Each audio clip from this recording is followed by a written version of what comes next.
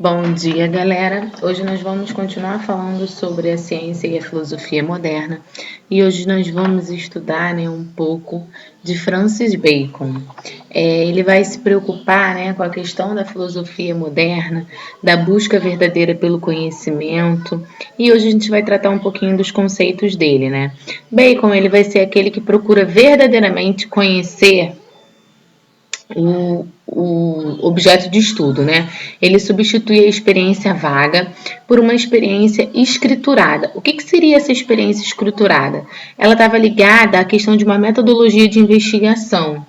Então, para ele, a primeira etapa de uma investigação científica, para se chegar à verdade, é o que a gente fala da elaboração com base na experiência de extensos catálogos de observação, que são denominados, por exemplo, de tábua de coordenação de exemplos. Então, para ele vai se preocupar em fixar um caminho seguro para a ciência, no qual esse ponto de partida é a observação desse conhecimento, tá? Essa observação desse conhecimento vai ser definitivamente, devidamente escriturada, ou seja, colocada em um documento, para que ela possa ser tida, então, como verdadeira. O projeto baconiano, ele está comprometido com o saber público e verificável, que vai permitir a todos os seres humanos terem um domínio sobre a natureza, promovendo o que a gente chama que é o bem-estar, Porque para ele saber é poder. Então, a partir do momento que você sabe, você promove o bem-estar da humanidade, tá bom? Então, por isso, ele vai estar falando aí sobre essa questão. Ele, gente, René e Bacon, eles vão se situar entre os primeiros filósofos da ciência moderna. Ele vai fazer o que a gente chama dessa tábua, de coordenação dos exemplos, que são os catálogos de observação. E a gente pode dizer que ele é um empirista radical. O que é um empirista radical? Para ele, a natureza só pode ser compreendida através do estudo direto e objetivo. Explicações baseadas em fé, tradições, autoridades filosóficas, hipóteses, deduções, só atrapalham o entendimento de como o mundo funciona. Então, para ele, só era tido algo como verdadeiro a partir do momento em que a gente baseava essas teses na razão e não na fé, na tradição e autoridades filosóficas, tá? Ele vai lançar também o método da indução e observação dos casos particulares e a partir disso ele vai fazer os dados de uma generalização, ou seja, essa generalização é o que a gente chama de verdade geral, tá? Deve se basear nos fatos da observação. Você desconfia do racionalismo, então você enfatiza as palavras. Você desconfia da matemática por ela enfatizar símbolos. Ele desconfia, através da observação, desses dois fatores, do racionalismo e da matemática. Ele diz que eles são, tanto o racionalismo quanto a matemática, são apenas representações da matéria. Então, por isso, ele diz que o racionalismo ele enfatiza as palavras e a matemática os símbolos, e eles são apenas representações da matéria. Eles não trazem mudanças significativas. E aí ele diz que só a observação e o registro direto podem ser confiáveis e podem levar aí ao conhecimento verdadeiro. Agora a gente vai falar um pouquinho sobre o movimento iluminista.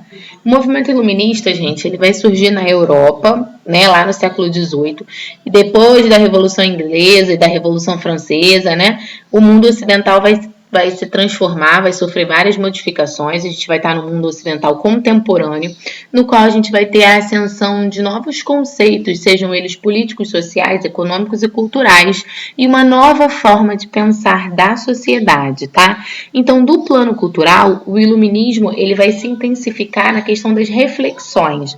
Ele vai fazer com que haja um pensamento racional sobre os fatos. Por isso, ele não aceita mais aquelas explicações que não são fundamentadas em experimentos, tidas como verdadeira.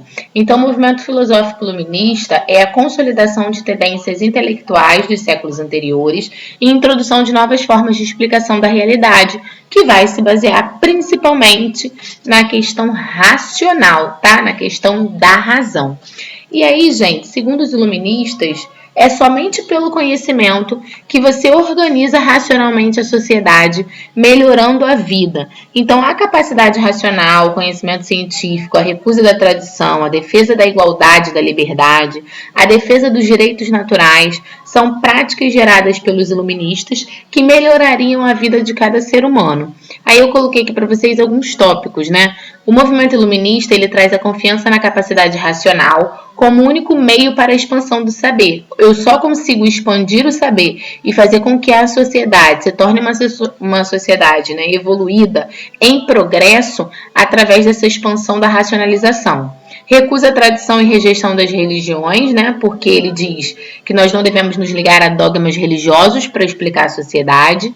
Defesa dos direitos naturais dos seres humanos, assim como Locke, lembra quando a gente falou de Locke? Locke fala, né, dos direitos naturais de todo homem, que é o considerado jus naturale.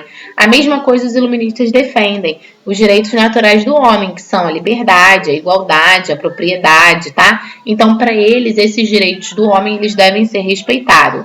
E a nação do progresso e o conceito da civilização universal. O progresso para os iluministas é a aspiração de uma moralidade civilizada, no qual você deve assegurar a esses homens a liberdade dos seres de acordo com a sua própria razão. Então, esses homens são libertos, né, para poder pensar e agir sobre a sociedade. E a civilização universal é delineada pelo saber científico, pela razão. É a única forma de emancipação humana, né, que seria o progresso. Então, somente a razão e o saber científico levariam esse homem, né, a evoluir em sociedade, a ter progresso. A razão iluminista, ela não tem a ambição de analisar o que está além da experiência, mas pretende explicar os mais diversos fatores do mundo. Todos esses fatores são explicados através da razão, tá? Os conhecimentos humanos associados às suas práticas, né, o avanço tecnológico, a forma crescente da racionalização e a organização social. A noção de que a natureza humana tem de se aprimorar e que a história é movida pelo progresso.